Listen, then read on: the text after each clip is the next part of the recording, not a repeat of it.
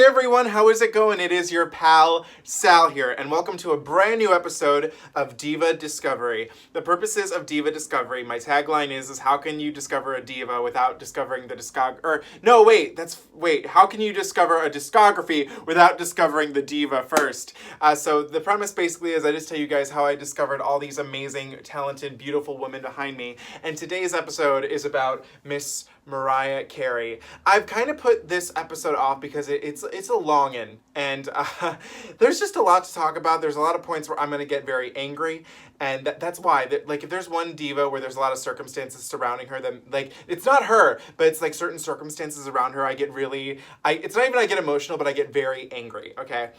So we're going to have to begin at the very beginning with how I discovered Mariah. So Mariah has kind of been in my life from at least the earliest memory I have of Miss Mariah Carey is 2005. I have this distinct memory of seeing the We Belong Together music video on TV. I don't know why I was watching MTV. I think it was just on one morning, and I just remember that I really loved the song, and I thought that she looked absolutely amazing. So I remember owning... I don't even know if I own the Emancipation of Mimi, but I just remember that song. Like, I absolutely love that song. But I do remember my dad was a DJ, and he gave me a couple of his CDs. So the two CDs I remember him specifically giving me were Butterfly and Rainbow.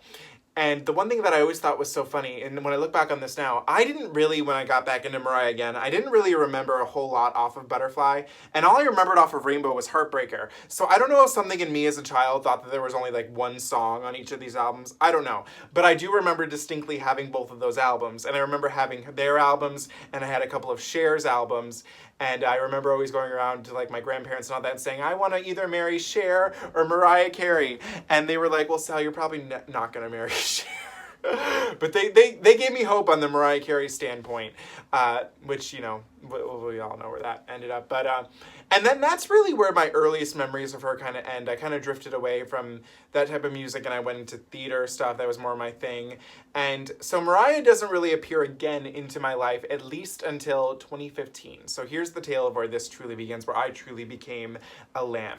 So 2012 to 2013 to 2014 was the height of my Celine Dion obsession. I'm still I don't think I'm as obsessed with Miss Celine as I used to be, but, you know, I always will hold... I truly believe that, in a sense, in the modern Sal who I am today, she is a reflection of who that is in that era where I got into her.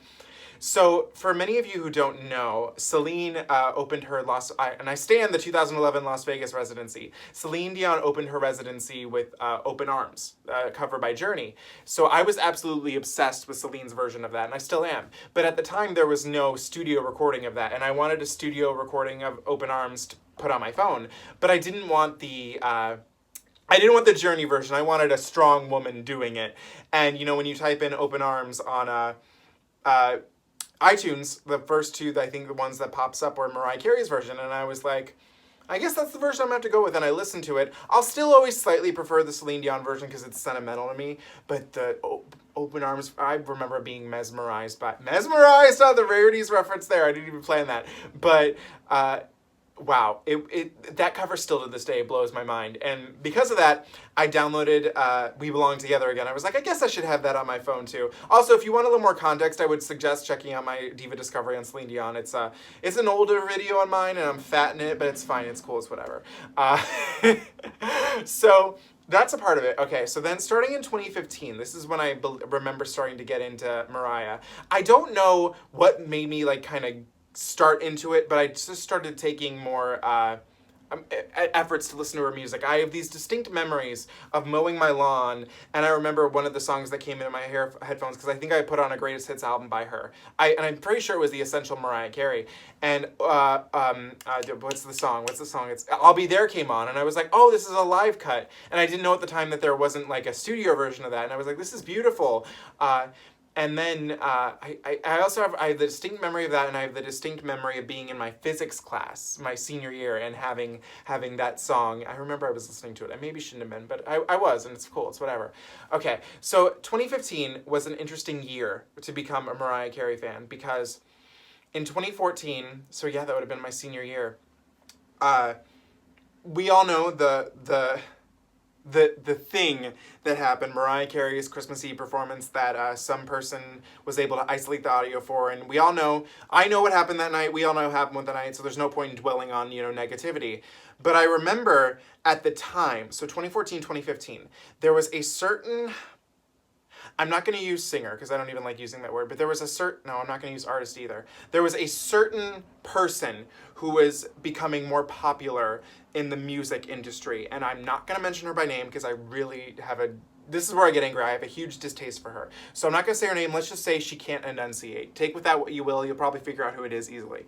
But she was becoming very popular at the time. And she had released a studio version of her version of Emotions. And I remember having this distinct memory. I think at this time I had known the song already. And I absolutely loved it. And this person at my lunch table, God bless her heart, the poor soul, she likes a lot of the modern day music. Not for your pal Sal here. And I remember her saying the blah blah blah version of Emotions is better than the Mariah Carey version. And I remember I actually did distinctly get angry at the table and I said, you are wrong. That's just ridiculous. Mariah has spent, the last X amount of years performing this live every day, and this person's only ever released a studio version. So the comparisons with this person mainly stemmed because this person could do whistle notes. Mariah could do whistle notes. At the end of the day, that's the only thing that they've ever had in common. And Mariah does whistle notes amazingly, but Mariah's also not the originator of whistle notes. Whistle notes have been a thing. Mariah just was able to really, do really well with them. So to this day, those comparisons with that person never have sat right with me because I find them to be so different. And, one actually has achieved these incredible things and the other has not. And the thing also at this time, so 2015, we get the Christmas performance, and I remember everyone was saying, she can't sing, she can't do any of this. And I was just like, well, wait a minute, that doesn't make sense to me because unlike other people, I actually, looked for receipts. And as we all know, 2014 was also when Mariah started her All I Want for Christmas Is You residency. And then, there was a performance just like, a week later, and Mariah sounded perfectly fine. So I was like, clearly this was one bad performance. If we want to laugh around, make a little joke about it, I think that's fine. I can't tell you the amount of times I'll go around my room and I'll be like, I don't want to stay way too. So I find it funny too, but I know that that's not a reflection of who she is as a singer and as a performer. And, at the end of the day, she went out there and did that. So I think that that's kind of remarkable in itself. So also, this time is when we see my generation specifically tearing down Mariah, saying she's too old, she's too, at the time she started to gain weight, they kept calling her fat, making all these fat-phobic, age-phobic comments. What's the word? Ageism. Of two people I've seen in my life that I've seen so horribly affected by ageism is definitely Madonna and definitely Mariah. My generation thinks that she is irrelevant, and I just couldn't understand that, and especially at this time. So we're coming up on Mariah Carey announces her new Greatest Hits album, Number 1 to Infinity, and The Residency, Number 1 to Infinity, or Number 1s of the Coliseum. It kind of had two different names. And I remember this is when I learned that Mariah Carey at the time had 18 number 1 hits, the most of any solo female artist. And I was like, whoa. That's incredible. I love Celine, to this day, and I love all these people, but they don't have that. They don't have 18 number 1 hits. That means, and also, writing credits on all 18 of those except for one, except for I'll Be There. But writing credits, the fact that she was single-handedly responsible for most of the time making all these songs hits, and now we know it's 19 number 1 hits, haha. And I just remember people saying that she was irrelevant, and I remember getting into verbal fights with people, and I was like, no. I was like, these artists that you're listening to, it's fine if you like them, but they're not icons. They're not going to amount to anything that these people, we'll technically cancel out Hillary Duff in this, I get it. This is more of a personal preference, but they're never going to amount to what these artists behind me have achieved. It's just not going to happen. I'm sorry, they're not here. They're here for a moment. These people are here for a lifetime. And even when they pass away, which, God forbid, but they're actual legends. They've done, again, I see Christina, or not Christina, I'm sorry. No, Christina's a legend, don't get me wrong. I see Ashley there too. I get it, trust me. I know when to say what's a legend and what's not, but I also understand that if you like something, it's okay for you to like that. If you like a certain artist, I think that's fine. But just know where they stand. That's all I simply ask. So at this time, I remember also, listen, I'm a huge stan for a Las Vegas residency. I'll never forget the morning that Mariah announced that she was going to do the residency in Vegas at the Coliseum, and I remember being absolutely ecstatic. My true belief is that, and, you know, granted, this has changed a little bit because I feel like Las Vegas residencies have become more stints, not actual residencies. But I think to have a Las Vegas residency is the most incredible thing, but we'll talk about that a little later. I remember becoming such a huge stan. I remember like listening to all the albums, going through all of them. You know, even like I said, I learned a lot of the bonus tracks. I'm very big into that type of stuff. So I just remember being mesmerized by her voice, mesmerized by her lyrics, how they affected me. And what really solidified Mariah for me is honestly, and this is going to sound a little strange, but it's the song Infinity. So Mariah obviously released Infinity as the single for the Number 1 to Infinity compilation. And at the time, I remember feeling, so this is like a stretch, but I'm just going to let you know how I feel, okay? So at the time, I saw Mariah, one of the greatest performers of all time, greatest singers, get dragged for aging, God forbid aging, and having one bad performance. And at the time, my senior year, this is so funny because again, it's so far-fetched, but it is how I felt. I had just come off of, I had the lead in my school musicals for 3 years in a row, and that included Shrek and Shrek, Beast and Beauty and the Beast, and Joseph and the Amazing Technicolor Dreamcoat. And I was on a high. I was high on my supply, as Katy Perry would say. And I didn't end up getting the lead when we did Mary Poppins, and it was a very traumatic experience for me. Now, granted, I'm much older, much wiser, much more the thing, but I remember the people that I thought were my friends were constantly trying to bring me down in this time. They were saying that I wasn't good enough, or like that I forgot the exact thing. Now, granted, I think I was exaggerating a little, but I felt like here I was just as amazing as Mariah Carey, and here I am getting dragged down and told I'm worth nothing. And so for me, when Infinity came out, the way I always saw Infinity, now granted, a lot of people say it's about Nick Cannon, how I always took it, Infinity at least, was that here she was the most incredible, most influential, one of the highest selling artists of all time, now just getting shit upon by this generation because she's old.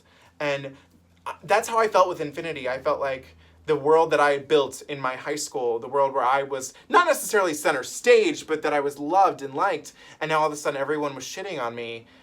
I felt like there was an end to Infinity. I felt what I thought lasted forever was just gone. So the end of high school was rather traumatic for me. And, you know, there was just a lot of shit that went down. And fun fact, this video doesn't exist anymore, but to get back at the friends that, you know, had hurt my feelings so bad, I made a music video where I called them out all on their shit. And I used Infinity as the music. It was me lip syncing to the song. And the video, oh, bless its heart, it was so well done. It got over 1K views. I ended up taking it down because I was like, if I continue to let this grow, that's not reflective of me. I wish I still had the video. Unfortunately, it was saved on a hard drive, and it might still exist, but as of now, I can't access it. But I was messy. I was messy back in the day, and oh, it was a fun time. But I remember also going to college, and I thought, let me tell you, my college dreams were shattered. I thought I was going to meet a man. I thought I was going to find like people who were like me. And granted, I do have these amazing friends that I still have to this day. But I'll never forget, we started a group chat with the what's it called? With all the freshman musical theater majors that were coming in. And I put in a Mariah Carey meme, and all of them responded with, it's not the person I mentioned earlier, because I'm not going to call this person out by name because I really don't like them either. But let's just say they responded with photos of this other artist who I really don't like either. And I learned then and there, I was like, okay, I'm going to be the only lamb at this school. And until the day I left, I was. I just remember also, you know, seeing like my whole high school, or not high school, but college years, that was when I developed my love for Mariah more. And it was also the first time that I was able to, what's the word I'm looking, oh yeah, be around for the new album. So as we all know, like, and this is how I think of it, so I think of it in years. My freshman year, Mariah does the Sweet Sweet Fantasy Tour, which was incredible in itself. Then my sophomore year, she does, Mariah's World comes out, as well as the new single, I don't. And then junior year, did anything happen with Mariah my junior year? No, that was a quiet year. Oh, no! The junior year, towards the end of it, that's when she started the Butterfly Returns, which Still is going, I think, technically. I mean, we don't know where anything is going any days with these world, but... And then senior year is where the promo for Caution comes out, and I remember being so excited for this, for the Caution era. I remember having my friends listen to me with GTFO, how about you get the fuck out? Ah, what a time. And I remember a lot of people really liked it. And then I remember there was this girl, she's actually, I'm comfortable with saying this after how she tried to assault me towards the end of my senior year. Horrible human being. And I remember specifically being with her, and I was like friends with her off and on. Again, horrible. And I remember she got into a fight with me. There were two people I actually got into a fight over Mariah. I guess I should detail those now. Anyways, the Caution era, absolutely was here for it. Oh shit! I see. This is how you know this is all like raw and real. My junior year is when I saw Mariah in concert. I saw the All the Hits tour, and I think I'm gonna make a separate video about that all day. But let's just say I snuck down to the main floor. It was the most amazing night of my life. One of the most amazing nights of my life. It was. She looked great. But again, we're gonna talk. There's that tails on. Oh my god. There's so like. How do I even do all this? But I remember. I guess this one doesn't really apply, but the one girl I was speaking of, I got into a fight with her over, I honestly started over Celine and Mariah, where she was saying that they have absolutely no hits. People only know Celine Dion for My Heart Will Go On. And I was like, okay, you're stupid. I told her that. I was like, that's stupid if you think that. I think she said something about Mariah too, and I was like, no. I was like, that's not what it means. And I remember I had this is how this all started, because they were trying to go see some artist. I think her name was Scissor. I honestly don't know her. And they were looking at these tickets, and they were like over $1,000. And I was like, well, that makes no sense. And they were like, well, she's popular. And I was like, well, then how come I paid less to see actual legends in concert? And then they had a whole problem with that. Trust me, I got messy back in the day. Wow, this is so funny to actually... This is very therapeutic to say this all out on camera. So there's just been many times in my life where I've really felt connected to Mariah, and I feel like her music has helped me through the hardest times in my life, especially songs like Butterfly. Weirdly enough, one of the songs that has really helped me out a lot too is Almost Home. I know she hates it. A lot of fans don't like it, but when I was missing home a lot at college, that song really got me. It really put me in my feels, as you would say. Oh my god, I'm trying to think of so many other things. I had tickets to go see All I Want for Christmas Is You tour when that was supposed to come to Chicago, and then it got canceled, so that was a little sad. I wanted to see the Caution World Tour. Unfortunately, the week it was in Chicago, I was in New York doing an original musical, so I couldn't do that. It still makes me sad to this day. To have heard some of the Caution songs live would have killed me, but it's fine. It's cool. It's whatever. And so realistically, why I think I love Mariah the most is because I feel like, in a sense, me being a millennial, I feel like I have a duty to still understand good female artists, because that's really where I thrive. I get really tired these days when I see all these gays of my age not even knowing any of these songs. Now granted, like there's some obviously I don't know, but I want to learn, you know what I mean? Like I'm thinking about doing Janet Jackson for a Diva Discovery or Discovery journey too, because it's like I know the hits, but I feel personally that me being who I am, I should know more. And I want to learn more. I want to learn more always about these women that you see behind me. Like you can't see below, but I have Diana Ross, Laura Fabian, Janet here too, Bette Midler. I have all of the icons, and I want to know more about them always. And so that's one of the things that always gets me is I want to respect the OGs who actually paved the way. As even as Christina Aguilera said, who paved the way for a higher generation. Now she's talking about older artists too, but you get the drift. Oh my gosh. And here's the other thing that really makes me connect with Mariah too. And the reason why I'm actually doing this video, I forgot to say this, is because obviously we have the memoir out and I still haven't gotten the chance to start reading it yet. I want to, but again, I just haven't. But I kind of also wanted to do this first. But with, I did want David to cloud my judgment. One of the things, I don't know if she discusses this in the memoir. I haven't heard anyone talk about it. And the fans don't really like to talk about it too, but this is a safe space here, so I want to talk about it. Is two things, and this is the one that's most influential to me, is that Mariah has, over the past few years, struggled with her weight. We saw that she had gained a little bit of weight towards the beginning of the Infinity era, and then she lost it right around the Sweet Sweet Fantasy Tour era, and then when she went back to Vegas towards the end of the residency, I think that was the heaviest that she had been. And I remember thinking, I really wish, in a sense, she would talk about this, because it's a human thing that all of us go through. As me, someone who's going from a weight loss journey, who started this year at, oh my God, what did I even, I don't even remember let's just say it was not a good number. It was like 237. And currently right now, I think I'm at 183. Yeah, I think that's where I'm at. I might be a little lower than that now, who knows. But as someone who's on that journey, I really wish she would have been more open about it. I understand that it's a tough situation, but for me, just knowing that she was going through it was enough for me. I understood that it's hard and that it's a hard subject to live with. I mean, here she goes from having literally the snatched waist on the, the Heartbreaker cover, or even the rainbow, you get what I'm saying there. And so that made me, I liked that because in those moments, it showed her to be the most human. Because I think that's the other thing is that we just forget with these artists is that they're superhuman. And realistically, they're not. They're still human beings.